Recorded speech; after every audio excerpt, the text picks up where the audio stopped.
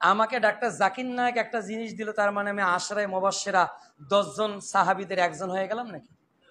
তো মূর্খতার যুগে তোমরা বসবাস করো কেন? হেমিলনের বাসিওয়ালাকে আতর দিয়েছে গোটা পৃথিবী, তোমরা মাতাচ্ছ কেন?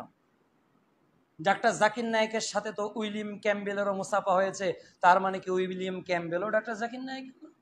ডাক্তার জাকির নায়েকের সঙ্গে তো শ্রী শ্রী রবিশঙ্করেরও কথা হয়েছে, একই টেবিলে বসে ঘন্টার পর ঘন্টা সময় কাটিয়েছে। তাহলে শ্রী শ্রী রবিশঙ্করকে তুমি কি বলবে? তোমার এই মোটিভেশনাল স্পিকার, তোমার এই হেমিলনের বাসিওয়ালাকে তুমি মাতাচ্ছ। শ্রী শ্রী রবিশঙ্করও কি তাহলে ডাক্তার জাকির নায়েকের লোক? রবি ঠাকুর যে কাইত হয়ে পড়ে গেল, তাহলে রবি শঙ্করও কি ডাক্তার জাকির নায়েকের লোক? কাজে মূর্খতা তোমার মধ্যে কেন বিরাজ করছে? তুমি একজন যুবক, আমি মনে করি তুমি শিক্ষিত, আমি মনে করি তুমি মার্জিত, কিন্তু তোমার যে আচরণ এবং প্রচার দেখতেছি, তাতে তোমার মধ্যে যে জাহিলিয়াত প্রচার করতেছে, সেটা আমাদের যারা আলোচক, যারা ইলমিয়াত রাখে, তারা নিজেদেরকে কখনো এইভাবে ভাইরাল করতে চায় না।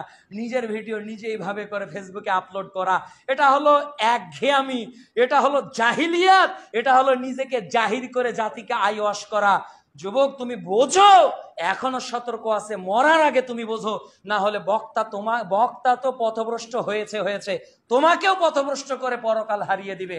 আল্লাহ যেন তোমাকে সহ তোমার বক্তাকে সংশোধন হওয়ার তৌফিক দান করেন, এবং মানুষকে আইওয়াশ করার যে পাপাচার গুলোতে তারা লিপ্ত হয়েছে, তারা মতিউর রহমান মাদানিকে দাওয়াত দিয়ে মালয়েশিয়াতে নিয়ে যায় না, তারা ডক্টর আবু বকর জাকারিয়াকে নিয়ে যায় না, তারা আসাদুল্লাহ গালিবকে নিয়ে যায় না, যারা কিছুই শরীয়তের বোঝে না, যাদের লেখা একটা আরবি বই বাংলাদেশে খুঁজে পাওয়া যাবে না, যাদের লেখা স্বাভাবিক একটা কোরআন হাদিসের উপর কলম দেখার লই বাংলাদেশে খুঁজে পাওয়া যাবে না, এই সকল তৃতীয় একটা স্কলার বলাটাই তো কাবিরা গুনাহ হবে। তারা তো স্কলার নয়, তারা হলো মূর্খদের স্কলার, তারা গ্রহণযোগ্য আলেমদের স্কলার হতে পারে না।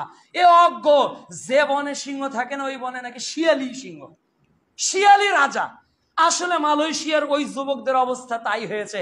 আল্লাহ টাকা দিয়েছে, যাই গিয়েছে বিদেশে, এখন মাসে মাসে লাখ টাকা ইনকাম করে কি করবে? এই পাপের কাজে তারা টাকা ব্যয় করে সময় নষ্ট করতেছে। সতর্ক, সালাফি যোগ্য গ্রহণযোগ্য অনেক বিদ্যান বাংলাদেশে আছে, কই তাদেরকে তুমি নিয়ে যাও না কেন? তোমাদের আকীদায় ত্রুটি আছে, আমি বাংলাদেশ থেকে তোমাদের চরিত্র দেখে বলতে পারতেছি। গোটা মালয়েশিয়া যারা এই ব্যবস্থা করতেছে, তাদের আকীদায় ত্রুটি আছে। হয় এরা জামাতপন্থী, না হলে এরা ইখওয়ানিপন্থী, না হলে এরা চরমপন্থীর কোনো না একটা কোনো জায়গায় লেজুর করে সমাজকে বিভ্রান্ত করে, এদেশ থেকে মিষ্ট ভাষী বাংলা ইংরেজি মিক্সার করে ওই যে জগা খিচুড়ি মার্কা বক্তব্য দিতে পারে, এদেরকে ওরা ইনভাইট করে জাতিকে আইওয়াশ করার চেষ্টা করতেছে। আল্লাহ তাআলা যেন আমাদেরকে সতর্ক থাকার তৌফিক দান করেন। আল্লাহুম্মা আমিন।